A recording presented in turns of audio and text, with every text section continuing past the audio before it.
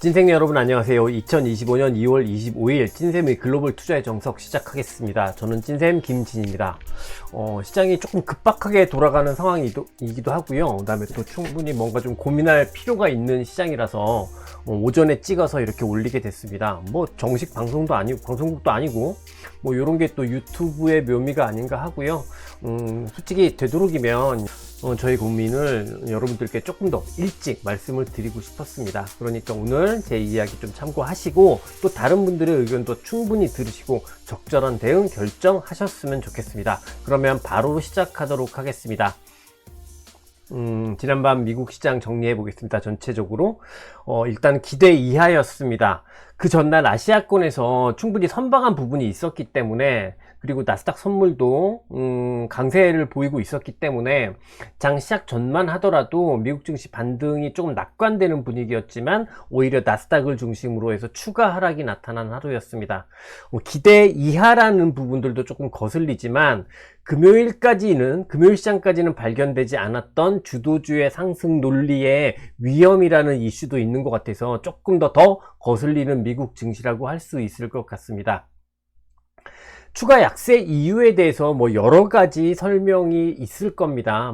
하지만 시장의 흐름 속에서, 시장이 이제 보여준 모습 속에서 판단할 수 있는 최대 약세 이슈는 암만 해도 마이크로소프트의 AI 데이터 센터 리스 계약에 대한 취소 부분이 아닌가 싶습니다. 물론 이거는 주말 사이에 있었던 마이크로소프트의 CEO인 나델라가 몇 년 안에 AI 인프라 공급이 과잉될 수도 있다라고 발언한 것과도 연관이 있는 문제이기 때문에, 그래서 계속해서 시장에 충격을 생각 이상으로 주었던 것 같습니다. 솔직히 말씀을 드려서 이거는 어제 정도에서는 알고 있었던 내용이고, 만약에 미국 야간 선물이 추가적인 약세 강화를 보였다라면 제가 아마 영상을 어제 다시 따로 찍어서 여러분들과 호흡을 했을 텐데, 나스닥 선물이 그래도 그렇게 반응하지 않더라고요. 그래서 그냥 크게, 분명히 거슬리는 이슈긴 한데 반응하지 않는구나, 일단은 반등하겠구나, 생각대로 되겠구나, 이렇게 좀 제가 안일하게 생각했던 것 같습니다. 조금 아쉽고 여러분들께는 송구하다라는 말씀 드리고 싶습니다. 암튼 금요일보다 증시의 낙폭 자체로만 보면 덜 하락한 미국 증시지만, 저는 오히려 더 악화된 미국 증시, 그리고 추세 유지 낙관, 우리는 그동안 그렇게 생각해 했었잖아요. 근데 이 부분도 조금 곤란해졌다라고 결론 짓고 있습니다.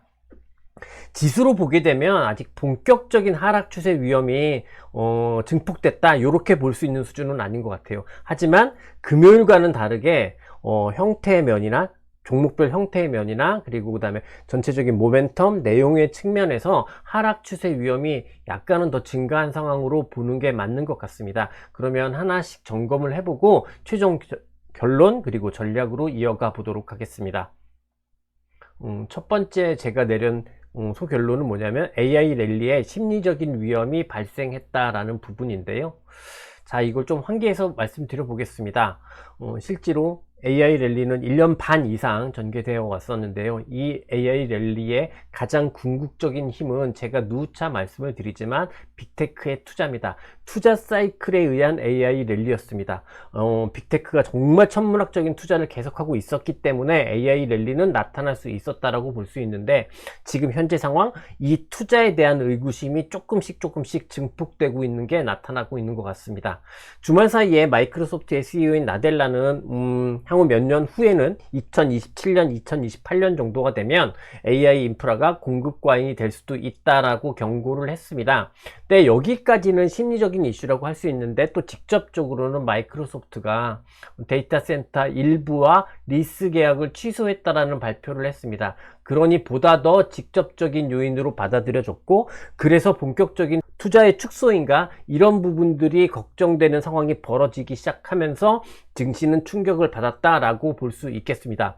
물론 이거에 대해서 이제 마이크로소프트도 좀 놀랐겠죠. 그러니까 데이터 센터 리스 취소에도 불구하고 올해 계획된 캐펙스 규모 자체는 유지를 하겠다라고 발표를 했습니다. 또 여기에 애플도 투자 계획을 증액해서 발표를 했습니다. 하지만 시장의 기본적인 반응 자체는 안도보다는 불안한 반응이 우선이었던 것 같습니다. 이전에 사실 딥시크 때도 하드웨어를 중심으로 해서 충격이 있었잖아요. 근데 그때도 본격적인 투자 둔화의 우려가 아주 구체적으로 나타난 건 아니었지만 증시의 반응은 있었습니다. 그러니 이번에도 마찬가지 형태의 반응을 보이지 않았나 이렇게 생각할 수 있을 것 같습니다. 앞서 말씀드린 대로 본격적인 투자 축소 결정이 있는 것도 아니고 실제 투자금은 유지되고 있는 상황에서 하락이 나타난 거죠. 그러니까 그만큼 사실 심리적인 측면, 이게 심리적인 측면이라는 것을 조금 측정하기는 굉장히 어렵지만 반응 자체를 기반해서 생각을 해본다면 그만큼 증시의 투자 심리 자체가 불안해지고 있다, 이걸 반증하는 것이 아닐까, 이런 생각을 해봅니다. 그리고 우리는 무엇보다도 뭔가를 분석해내는 사람이 아니라 투자를 해내는 사람이기 때문에 실제 시장 반응에 더 주목해야 하지 않나 라고 생각을 합니다. 이제 실제 시장의 흐름을 보도록 하겠습니다. 약세는 우선적으로는 하드웨어를 중심으로 전개가 됐습니다. 하드웨어 같은 경우에는 이미 금요일부터 유달리 일부 종목을 중심으로 해서 상대적, 절대적, 그리고 혹은 추세적 위험이 나타났었는데 그게 재확인되고 더 강화되는 약세가 나타난 것 같습니다. 지금 보여드리는 것은 네트워크 하드웨어에서 우리가 그동안 계속해서 주목했던 아리스타 네트워크인데요. 보시는 것처럼 기간을 길게 해보게 되면 기존에 있었던 상승 채널이 이제는 확실하게 이탈되는 그런 의미 있는 변화가 나타나고 있는 것 같습니다. 여기에 또 가장 또 충격을 많이 받았다라고 한다면 AI 인프라 하드웨어 장비라고 할 수 있는데요. 뭐 아시겠지만 이튼, 지베르노바, 버티뷰 같은 종목들은 금요일날 요 정체권을 이탈한 상황에서 연속 약세가 나타나면서 걱정했던 단기 하락 추세가 본격화되고 있는 듯한 그런 모습입니다. 가장 뚜렷하게 추세적인 위험을 보이고 있는 종목들은 이렇게 AI 인프라 하드웨어 종목들을 중심으로 전개된 것 같은데요. 그럼 여기에 이제 또 SMR도 해당이 되잖아요. 근데 SMR의 흐름을 보면 마이크로소프트하고 가장 직접적인 연관이 있는 컨스텔레이션 에너지 같은 경우에는 충격을 받았습니다만 그리고 이제 정체권을 조금 이탈하는 수준으로 확대되고 있는 모습이긴 합니다만 전반적으로 보면 그래도 아직까지는 지금 보여드리는 건 누스케일 파워인데요. 정체권 내에 있는 모습이고 탈렌 에너지도 추가 약세가 있었습니다만 또 막판에 또 꼬리를 달면서 회복하는 모습이라서 SMR 전체에서 아주 큰 충격이 있었다라고 볼 수는 없을 것 같아요. 하지만 어찌됐든 조금은 보수적인 생각이 필요한 형태로 변하기 시작했다, 이 부분은 판단할 수 있을 것 같습니다. 특히나 이쪽 이 하드웨어 같은 경우에는 직접적인 이유가 발생한 상황이니까 우리가 충분히 고려해 볼 필요가 있을 것 같습니다. 하드웨어의 또 다른 한 축인 반도체로 가보도록 하겠습니다. 반도체 같은 경우에도 역시 이제 마찬가지로 전반적인 충격이 있었다라고 이야기할 수 있는데요. 실적 발표를 앞두고 있는 엔비디아 같은 경우에는 약세였습니다만 정체 기조 유지하는 수준이었는데요. 가장 이제 펀더멘탈상 실적상으로 불안한 마벨 테크놀로지 같은 경우에는 보시는 것처럼 이렇게 정체 구간을 이탈하는 하락 추세 위험이 발생하는 상황인 것 같습니다. 아직 마벨 테크놀로지만 이탈하는 모습이고 하락 추세 위험이 나타나고 있고 엔비디아나 브로드컴 같은 경우는 아직까지 그 정도 수준이다 라고 판단할 수는 없겠습니다만 어찌됐든 되게 크리티컬한 상황에 진입한 것은 맞다라고 볼 수 있습니다. 아직은 전체적으로 이 하드웨어 흐름들을 보게 되면 뭐 아직은 심리적인 반응이 우선인 것처럼 보이는 게 사실입니다. 앞서 말씀드린 대로 마이크로소프트가 그래도 캐펙스 규모는 유지하겠다라고 이렇게 발표를 했기 때문이죠. 하지만 이거는 딥시크 때도 마찬가지였다라고 생각을 하고 계속 말씀드리지만 우리는 주가 반응에 보다 더 집중할 필요가 있습니다. 실체적인 변화가 없는데 주가 충격을 받으면 이게 매수의 기회가 될 수도 있겠지만 사실 대개의 경우에는 주가가 먼저 더 선제적으로 똑똑하게 반응하는 것일 수도 있습니다. 그리고 또 이 형태가 보시면 앞서 봤듯이 추세적인 하락 위험 형태로 전개되는 부분이 많잖아요. 어떤 일시적인 반응이 왔을 때 비추세 상황에서 일시적인 충격이면 그런갑다 하고 넘어갈 수 있는데 이런 추세적인 위험이 나타난다고 하면 우리는 조금은 더 보수적인 시각을 가질 필요가 있다라고 생각을 합니다. 따라서 어떤 종목들 같은 경우에는 적극적인 편출이 필요해 보이기도 합니다. 그리고 하드웨어 전반적으로 보면은 그래도 아직까지 정체를 유지하고 있는 핵심 반도체나 SMR, 뭐 요 정도에서의 소량만 뭐 가지고 있을 필요가 있지 않나, 요 정도 상황으로 변한 것은 아닐까, 이렇게 판단을 합니다. 지금까지 하드웨어 쪽 종목들의 흐름들을 봤는데요.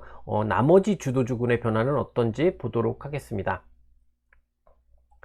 빅테크들도 전반적으로 추가적인 약세를 보인 게 하루였습니다. 물론 애플은 상승을 했지만 보시는 것처럼 아마존 같은 경우에는 단기 하락이 계속해서 이어지면서, 물론 전체적인 추세에 대한 셀 사인이 나오고 있다고 보이진 않지만 단기 하락 기조가 조금 더 강해지고 있는 모습이고, 이거는 아마존 그다음에 메타에서 유사하게 전개되고 있는 것 같습니다. 아직까지 빅테크 같은 경우에는 전체 추세에 대한 의미 있는 변화가 나타났다라고 볼 수준은 아니에요. 하지만 단기 약세가 조금씩 더 강하게, 이건 대충 이 정도에서 멈추면 좋을 것 같은데 그 레벨을 넘어서는 추가 하락이 나타나고 있는 것은 분명한 사실인 것 같습니다. 그리고 이거는 어저께 많이 빠진 팔란티어도 똑같이 해석할 수 있는 부분이 아닌가 싶습니다. 팔란티어 추가적인 약세가 더 있었는데요. 팔란티어의 추가적인 약세가 있다고 하더라도 이게 완전한 전체적인 추세에 대한 추세 훼손, 이렇게 볼 수는 없을 것 같고, 기존의 셀 사인이 나온 이후에 나타나는 자연스러운 추가 하락이 지금 더 과하게 나타나고 있는 현상이다, 이 정도로 볼 필요가 있을 것 같습니다. 그래서 전체적으로 앞서 봤듯이 하드웨어 같은 경우에는 의미 있는 추세적인 위험이 발생한 상황이고, 그래서 즉각적인 대응이 필요해 보이는 그런 흐름이라고 할 수 있겠지만, 빅테크나 소프트웨어 쪽을 생각을 해보게 되면 공격적인 축소가 시급해 보이는 그 정도의 흐름은 아니고, 다만 전체적으로 시장 심리가 주저앉는 상황이니까 일정 정도의 보수적인 시각은 필요하지 않을까, 이렇게 말씀드릴 수 있겠습니다. 이들 같은 경우는 아직까지 중장기 추세를 훼손하는 수준이 아니잖아요. 그렇기 때문에 이들이 이후에 오늘 밤부터 버텨주면서 다시 상승으로 이끌 수도 있습니다. 하지만 또 반대의 경우도 우리는 배제할 수 없을 것 같습니다. 이들이 내려가면서 완전한 증시의 상승 마감으로 이어질 수도 있습니다. 그러니까 우선은 일단은 불안한 투자 심리를 보여주는 현재 시장 상황에 조금 더 집중해서 시각 자체는 보수적으로 가져갈 필요는 있지 않을까라고 생각을 합니다.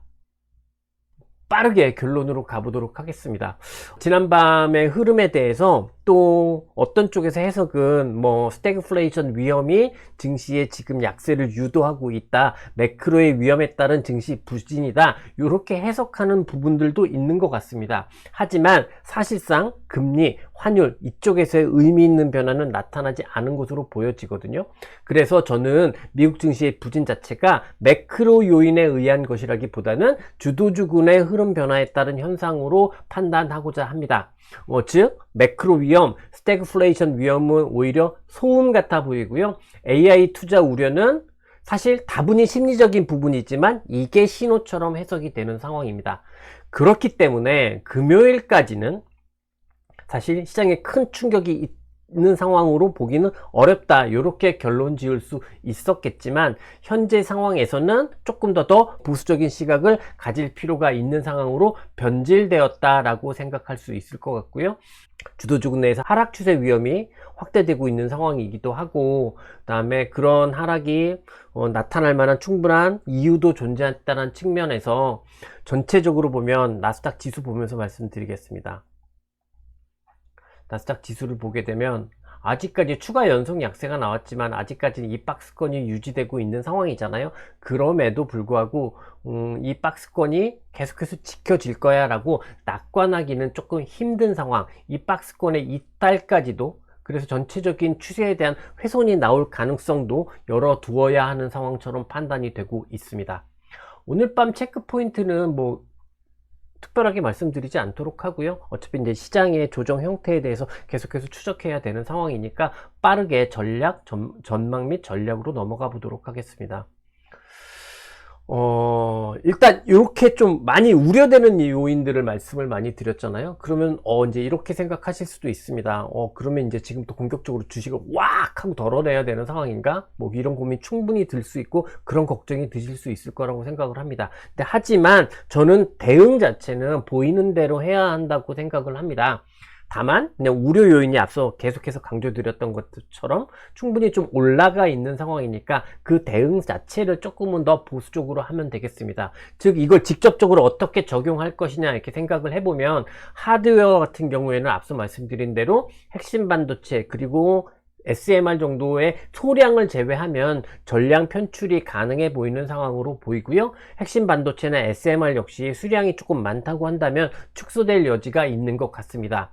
빅테크, 소프트웨어 같은 경우에는 이미 우리가 그동안 이전에 최근에 비중을 축소시켜 왔기 때문에 요 정도의 중장기 추세에 대한 실질적인 변화가 없는 상황에서 추가적으로 공격적인 축소는 필요 없을 듯 합니다. 다만 이제 좀 여러분들 상황에 따라서 빅테크나 소프트웨어에서의 비중이 조금 상대적으로 높아진다고 한다면 이쪽에 대한 조절은 필요해 보입니다.